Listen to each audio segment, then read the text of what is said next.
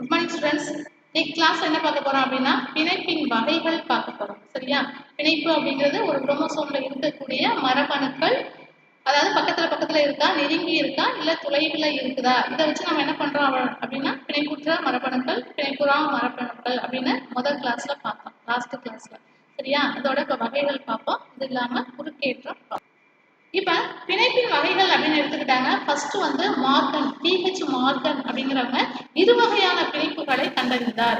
ஒண்ணு வந்து பிணைப்புற்ற மரபணுக்கள் புதிய மரபணு சேர்க்கைக்கு இல்லாதிருத்தல் அல்லது இருத்தலின் அடிப்படையில் அவை முழுமையான பிணைப்பு மற்றும் முழுமையற்ற பிணைப்பு அப்படிங்கிறத சொன்னாங்க. அதாவது ஒரு குரோமோசோம்ல இருக்கக்கூடிய மரபணுக்கள் இருக்கு பார்த்தீங்களா, அது வந்து நெருக்கமா இருக்கா இல்ல தொலைவில் இருக்குதா அப்படிங்கிறத பார்த்தோம். இது இல்லாம பிணைப்புற்ற மரபணுக்களில் புதிய மறு சேர்க்கை, மரபணு சேர்க்கை இல்லாதிருத்தல் அல்லது இருத்தல். இப்ப பிணைப்புற்ற மரபணுக்கள் இருந்துச்சுனாக்க ஒன்னொன்னு சேர்ந்து இருக்கா இல்ல மரபணு சேராம இருக்குதா, அந்த அடிப்படையில நம்ம என்ன பண்றோம் அப்படின்னு கேட்டா முழுமையான பிணைப்பு, இன்னொன்னு வந்து முழுமையற்ற பிணைப்பு அப்படின்னு ரெண்டா வகைப்படுத்துறோம். அதுல முழுமையான பிணைப்பு எடுத்துக்கிட்டீங்க அப்படின்னா பிணைப்புற்ற இரு மரபணுக்களிடையே பிரிந்து செல்லும் வாய்ப்பு மிக குறைவு. ஏன் அப்படின்னு கேட்டா ஒரு குரோமோசோம்ல மரபணுக்கள் பக்கத்துல நெருக்கமா இருந்துச்சுன்னா அதால சீக்கிரமா என்ன பண்ண முடியாது, பிரிய முடியாது. அப்ப அந்த மரபணுக்கள் வந்து வலுவுற்று இருக்கும், அதனால என்ன பண்ண முடியாது, சீக்கிரமா பிரிய முடியாது. அவை ஒரு சேர மரபணு அடைவதால் பெற்றோர்களின் சேர்க்கை மட்டுமே கிடைக்கப்பெறுகிறது. மரபணுக்கள் நெருக்கமா இருந்துச்சுன்னா பிரிந்து செல்லும் வாய்ப்பு மிக குறைவா இருக்கும். அந்த மாதிரி இருக்கக்கூடிய பட்சத்துல என்ன நடக்கும் அப்படின்னு கேட்டாக்க பெற்றோர்களின் சேர்க்கை மட்டுமே காணப்படும் அப்படின்னு சொல்லிட்டாங்க. ஏனெனில் ஒரு குரோமோசோம்களில் காணப்படும் பிணைப்புற்ற மரபணுக்களின் இருப்பிடம் மிக அருகருகே அமைந்திருக்கும். ஏற்கனவே சொன்னதுதான் நான். இப்போ ஒரு குரோமோசோம்ல என்ன பண்ணும் அப்படின்னு கேட்டா மரபணுக்கள் பக்கத்துல இருந்துச்சுன்னா அது சீக்கிரமா என்ன பண்ண முடியாது, அதாவது தனித்தனியா பிரிஞ்சு போக முடியாது. அதனால அது குறுக்கேற்றமும் அடைய முடியாது. குறுக்கேற்றம் அப்படிங்கிறது ஒரு மரபணுவும் இன்னொரு மரபணுவும் சேர்க்கை இருக்கு பார்த்தீங்களா, அதுக்கு பேர் தான் குறுக்கேற்றம் அப்படின்னு சொல்லுவோம். அந்த குறுக்கேற்றம் அங்க நிகழாது. இந்நிகழ்வுக்கு இந்த நிகழ்ச்சிக்கு பேர் என்ன சொல்றோம் அப்படின்னா முழுமையான பிணைப்பு என்று அழைக்கப்படுகிறது. ஏன் குரோமோசோம்ஸ் எல்லாமே, குரோமோசோம்ல இருக்கக்கூடிய மரபணுக்கள் எல்லாமே எப்படி இருக்குது, ரொம்ப நெருக்கமா சேர்ந்து இருக்கிறதுனால இதுக்கு பேரு முழுமையான பிணைப்பு அப்படின்னு சொல்லிட்டோம். இவை அரிதாக நடைபெற்றாலும் ஆண் ட்ரோசோபில்லாவில் கண்டறியப்பட்டது.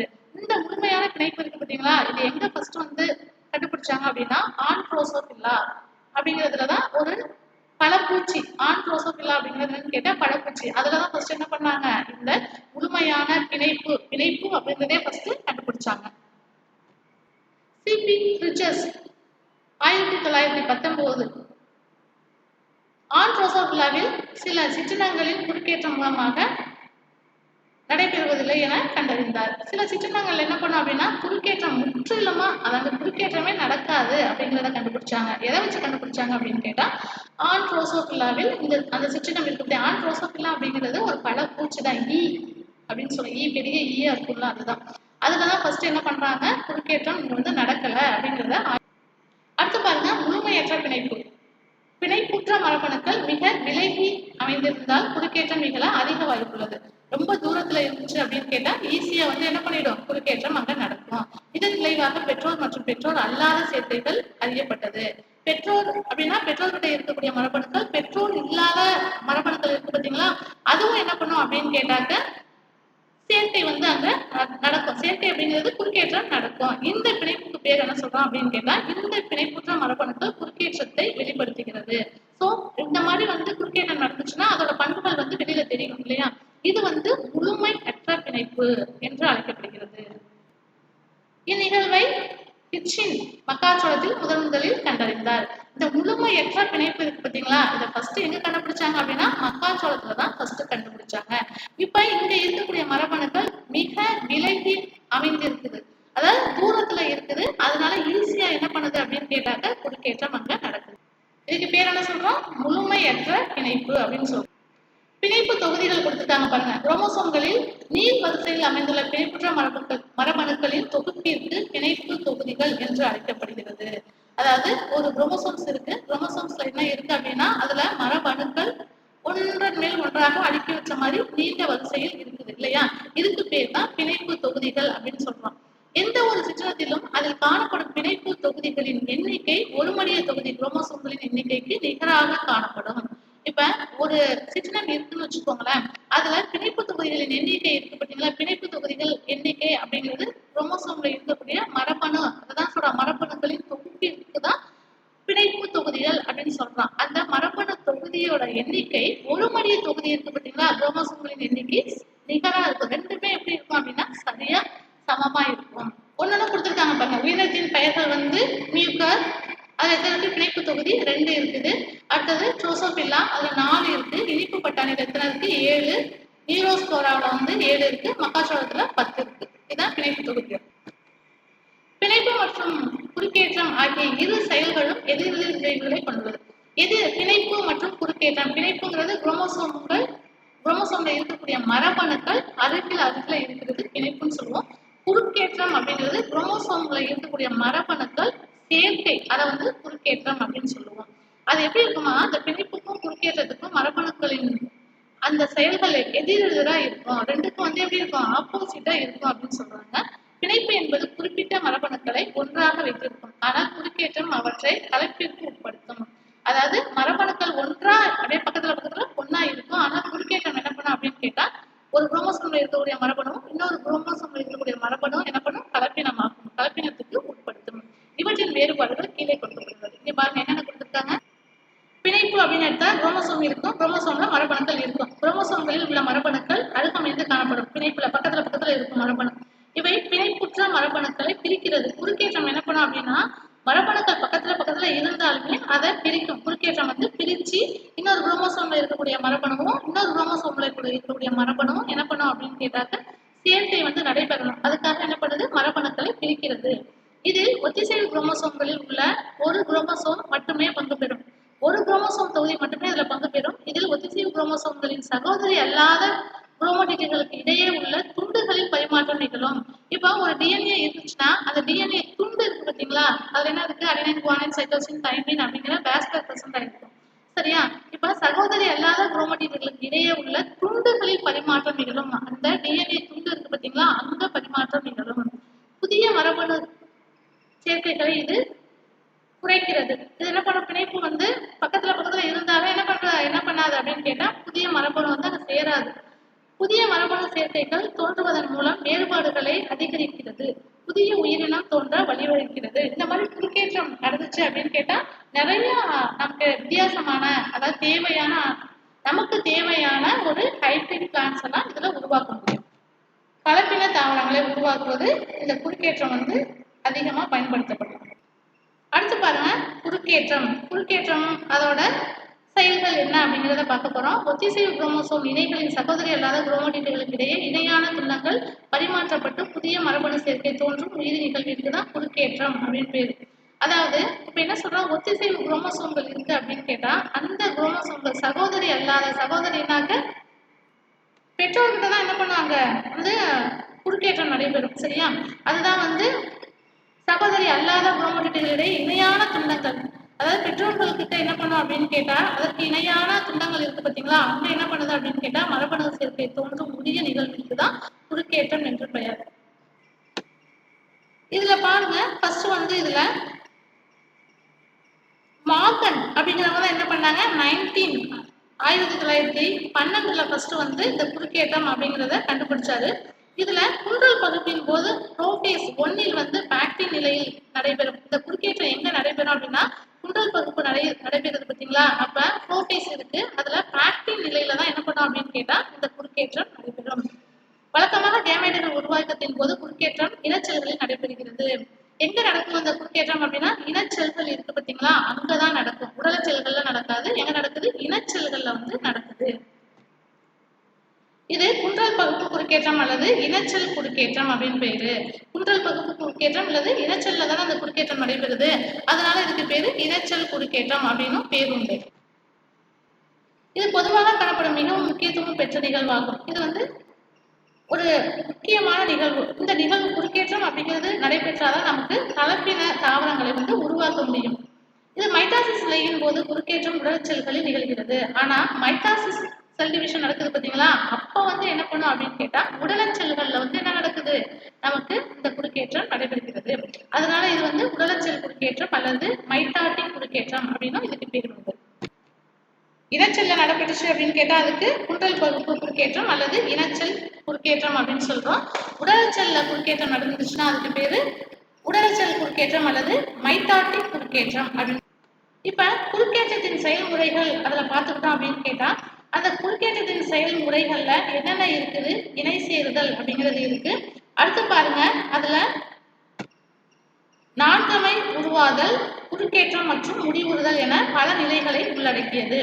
இப்ப இணை சேருதல் அப்படிங்கிறது என்ன அப்படின்னு கேட்டாக்க நமக்கு குன்றல் பகுப்பு, அதாவது ஒண்ணுல புரோபேஸ் ஒன்னில் சைகோட்டின் நிலையில் 2 ஒத்திசைவு குரோமோசோம்கள் இடையே நெருங்கிய இணை உருவாக தொடங்குகிறது.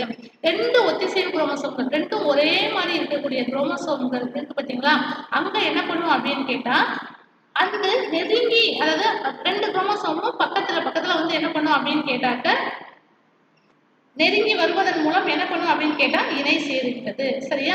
இந்த ஒத்திசைவு குரோமோசோம்கள் ஒன்றுக்கொன்று அருகமைவதால் தோன்றும் ஒரு இணை ஒத்திசைவு குரோமோசோம்கள் இரட்டை இணை அல்லது பைவலண்ட் என்று அழைக்கப்படுகிறது.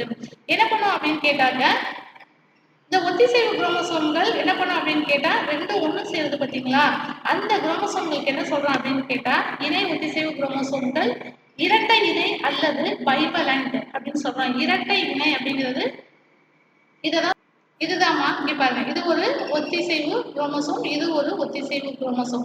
இது ரெண்டும் என்ன பண்ணுது அப்படின்னு கேட்டா ஒண்ணு சேரும். இதுக்கு பேர் தான் என்ன சொல்றோம், இரட்டை இணைவு அல்லது பைவலண்ட் அப்படின்னு சொல்லுவோம். இதை வந்து இந்த மெக்கானிசத்தை இந்த கிளாஸை ரன் பண்ணதுக்கு அப்புறம் லாஸ்டா உங்களுக்கு சொல்றேன். இந்த இணைப்பு நிகழ்விற்கு இணை சேருதல் அல்லது சிந்தசிஸ் அப்படின்னு பேரு. சரியா? இதுக்கு பேரு இணை சேருதல். இந்த ஒத்திசைவு குரோமோசோம்கள் 1 2 சேருது பாத்தீங்களா, அதுக்கு பேரு இணை சேருதல் அல்லது சிந்தசிஸ் அப்படின்னு பேரு. இதுல என்ன இருக்கு, 3 வகை இருக்கு. ஒண்ணு வந்து மையம் தொடங்கி இணை சேருதல், இன்னொன்னு பாத்தீங்க அப்படின்னு கேட்டாக்க நுனி தொடங்கி இணை சேருதல், இன்னொன்னு வந்து இயையிலா இணை சேருதல் அப்படின்னு பேரு. மையம் தொடங்கி இணை சேருதல் அப்படிங்கிறது இணைதல் குரோமோசோம்களின் மைய பகுதியில வந்து எந்த குரோமோசோம் ஒத்திசைவு குரோமோசோம்கள் 2 பேர் இருக்கு பாத்தீங்களா, அது மையத்துல வந்து ஒண்ணு சேர்ந்துச்சுன்னா அதுக்கு பேரு மையம் தொடங்கி இணை சேருதல் அப்படின்னு பேரு. நுனியில வந்து அந்த குரோமோசோம்ஸ் வந்து டிலோமியரில் வந்து ஒன்று சேர்ந்துச்சுன்னா அதுக்கு பேரு நுனி தொடங்கி இணை சேருதல் அப்படின்னு பேரு. இயையிலா இணை சேருதல் அப்படிங்கிறது அந்த குரோமோசோம் இணைகள் இருக்கு பாத்தீங்களா, அது எந்த பகுதியில வேணாலும் நடக்கும், தொடங்கலாம். அதுக்கு பேர் என்ன சொல்லலாம் அப்படின்னு கேட்டா இயையிலா இணை சேருதல் அப்படின்னு 3 வகை உண்டு. அடுத்தது நான்கமை உருவாதல்ல இந்த இரட்டை இணையில் உள்ள ஒவ்வொரு ஒத்திசைவு குரோமோசோமும் 2 ஒத்த அமைப்புடைய சகோதரி குரோமோடிட்டுகளை உருவாக்க தொடங்குகிறது.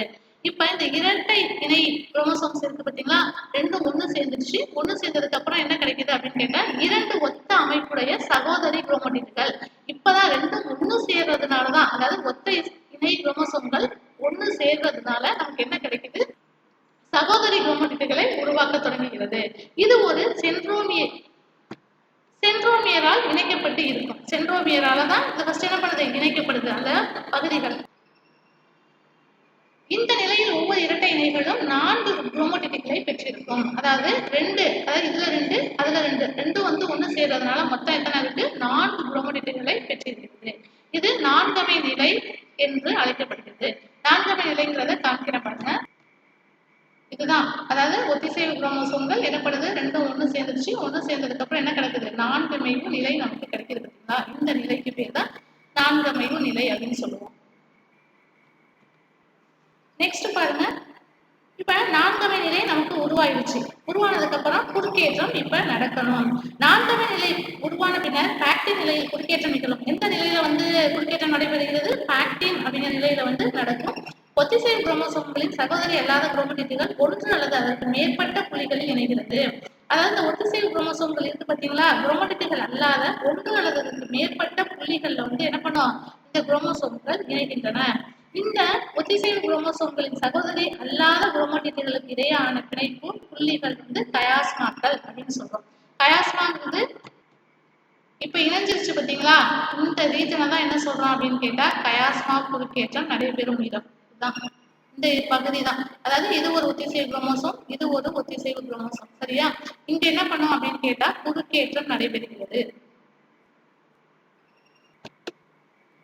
இப்ப சகோதரி அல்லாத குரோமோடிட்டுகளுக்கு இடையேயான பிணைப்பு புள்ளிகள் கயாஸ்மாக்கள் என்று அழைக்கப்படுகிறது. இந்த ரீஜன் தான் என்ன சொல்றோம், நம்ம கயாஸ்மா அப்படின்னு சொல்லிட்டோம். ஓகேவா? இந்த பகுதியை தான் கயாஸ்மா அப்படின்னு சொல்லிட்டோம். டயக்ராம் பகுதியில் சிலுவை அமைப்பு அல்லது எக்ஸ் வடிவ அமைப்பு உருவாவதோடு அப்புள்ளியில் 2 குரோமோடைட்டுகளும் உடைதல் மற்றும் மறு இணைப்பு நடைபெறுகிறது. இப்ப 2 குரோமோடைட்டும் சேர்ந்ததுக்கு அப்புறம் அந்த அமைப்பு எப்படி இருக்கும் அப்படின்னு கேட்டா சிலுவை மாதிரி இருக்குமா, அப்படி இல்லைனாக்க எக்ஸ் மாதிரி இருக்கக்கூடிய வடிவத்துல இருக்குது. சரியா? இதன் விளைவாக சகோதரி அல்லாத குரோமோடைட்டுகளுக்கு இடையே சமமான துண்டுகள் பரஸ்பர பரிமாற்றம் நடைபெறுகிறது. பரஸ்பரமா என்ன பண்ணுது அப்படின்னு கேட்டா பரிமாற்றம் நடைபெறுகிறது. இந்த ரீஜன் தான் பாருங்க, இங்க பாருங்க. இப்ப வந்து குறுக்கேற்றம் நடந்துருச்சு. குறுக்கேற்றம் நடைபெறும் போது இது ப்ளூ கலர், இது வந்து ரெட் கலர். சரியா? இது ஒரு ஒத்திசைவு குரோமோசோம், இது ஒரு ஒத்திசைவு குரோமோசோம். இதுல பாருங்க குறுக்கேற்றம் இங்க நடக்குது. இத கயாஸ்மா அப்படின்னு சொல்லிட்டோம். இங்க பாருங்க இந்த குறுக்கேற்றம் நடந்ததுக்கு அப்புறம் இந்த பாருங்க இந்த ப்ளூ கலர், அதாவது ஒத்திசைவு குரோமோசோம்ல என்ன இருக்கு? ரெட் கலர் தெரியுது. இந்த ரெட் கலர்ல என்ன இருக்கு பாருங்க, ப்ளூ கலர் தெரியுது பாத்தீங்களா? இங்கதான் குறுக்கேற்றம் நடைபெற்று ஒரு மறுகூட்டிணைவு குரோமோசோம் நமக்கு கிடைச்சிருக்கு. நெக்ஸ்ட் பாருங்க சகோதரி குரோமோடைட், அதாவது சகோதரி குரோமோடைட் 2 இணைப்பு கூட்டமைப்பு சகோதரி குரோமோடைட் இருக்கு. சகோதரி அதாவது குறுக்கேற்றம் எப்படி நடைபெறுகிறது? பிணைப்பு கூட்டமைப்பு மறுகூட்டிணைப்பு. இங்க பாருங்க, இங்க இருக்கக்கூடிய சகோதரி குரோமோடைட்ஸ் இதெல்லாம் இருக்கு பாத்தீங்களா? இங்க என்ன நடக்குது? பிணைப்பு கூட்டமைப்பு நடக்குது இதுல எல்லாம். இங்க பாருங்க இந்த இதுல கூட்டமைப்பு நடந்து முடிச்சதுக்கு அப்புறம் மறுகூட்டிணைவு முடிச்சுகள், அதாவது ஒத்திசைவு குரோமோசோம்ல இருக்கக்கூடிய மரபணுக்கள் என்ன பண்ணுது? ஒண்ணு சேர்ந்து நமக்கு என்ன கிடைக்குது? மறுகூட்டிணைவு கிடைக்குது பாத்தீங்களா? இதுதான் மறுகூட்டிணைவு முடிச்சுகள்னு சொல்றோம். இது இணைப்பு பிணைப்பு கூட்டமைப்பு. இது வந்து இணைப்பு, இந்த இதுதான் இணைப்பு பிணைப்பு கூட்டமைப்பு. லாஸ்டா பாருங்க முடிவுறுதல். குறுக்கேற்றம் நடைபெற்ற பின் கயாஸ்மாவானது குரோமோடைட்டுகளின் நுனி பகுதியை நோக்கி நகரும். இப்ப குறுக்கேற்றம் நடத்தி முடிச்சதுக்கு அப்புறம் என்ன பண்ணும் அப்படின்னா அந்த கயாஸ்மா இருக்கு பாத்தீங்களா? கயாஸ்மாங்கிறது எதை சொல்லுவோம்? இந்த ரீஜன் தான் சொல்லுவோம். இது என்ன பண்ணும் அப்படின்னு கேட்டா மேல் நோக்கி நகருமா. மேல்ங்கிறது நுனி பகுதியை நோக்கி நகர்கிறது.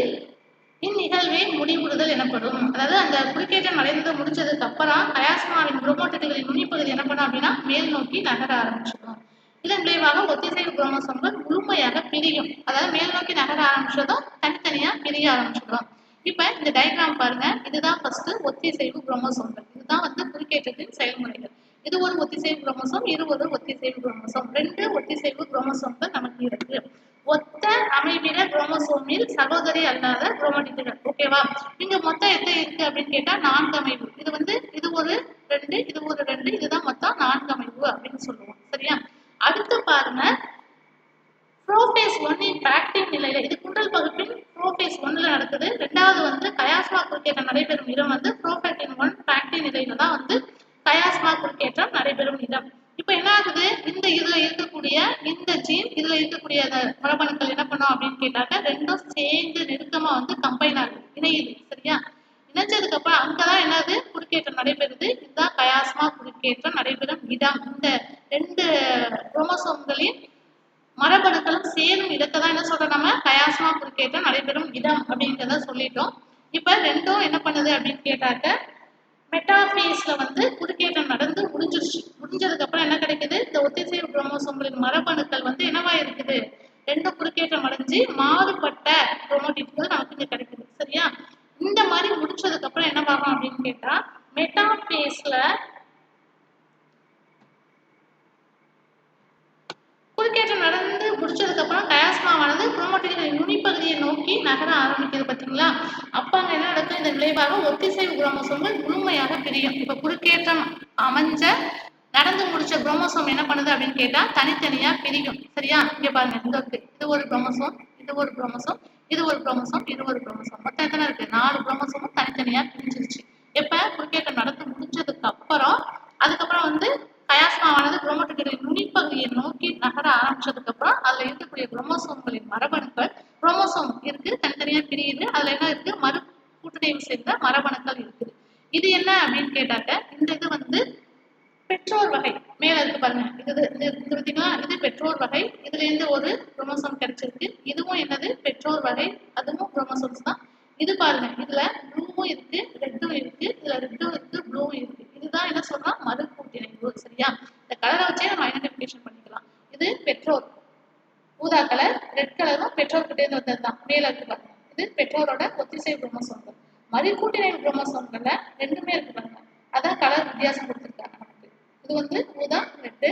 இது பாருங்க ரெட்டு, இதுதான். இந்த மாதிரி மறுகூட்டிணைவு, அதாவது குறுக்கேற்றம் நடைபெற்று கிடைச்ச நமக்கு குறுக்கேற்றத்தின் செயல்முறைகள். இது வந்து பெற்றோர் வகை. ஒண்ணு வந்து மறுகூட்டிணைவு நிகழ்வுகள் நடைபெற்ற குரோமோசோம்கள். அடுத்து வந்து பெற்றோர் வகை. ஸோ நமக்கு குறுக்கேற்றம் நடைபெற்று மறுகூட்டிணைவு குரோமோசோம்கள் நமக்கு கிடைச்சிருக்கு. ஓகேவா? இதான் வந்து என்ன சொல்றது, குறுக்கேற்றத்தின் செயல்முறைகள். Okay, thank you students. இன்னைக்கு கிளாஸ்ல என்ன பார்த்தோம் அப்படின்னு கேட்டா குறுக்கேற்றத்தின் செயல்முறைகள் பார்த்தோம். அதுக்கு முன்னாடி என்ன பார்த்தோம் அப்படின்னு கேட்டா பிணைப்பு தொகுதிகள் அதெல்லாம் பார்த்தோம். பிணைப்பு தொகுதிகளின் வகைகள் பார்த்தோம். அதில் முழுமையான பிணைப்பு, முழுமையற்ற பிணைப்பு பார்த்தோம். அடுத்தது வந்து குறுக்கேற்றத்தின் செயல்முறைகள் பார்த்தோம். குறுக்கேற்றத்தின் செயல்முறைகள் 5 மார்க்ல அடிக்கடி கேட்கக்கூடிய கொஸ்டின். நல்லா பார்த்துக்கோங்க. டயக்ராம் நீட்டாக போடுங்க, பார்ட்ஸ் நோட் பண்ணுங்க. Thank you students.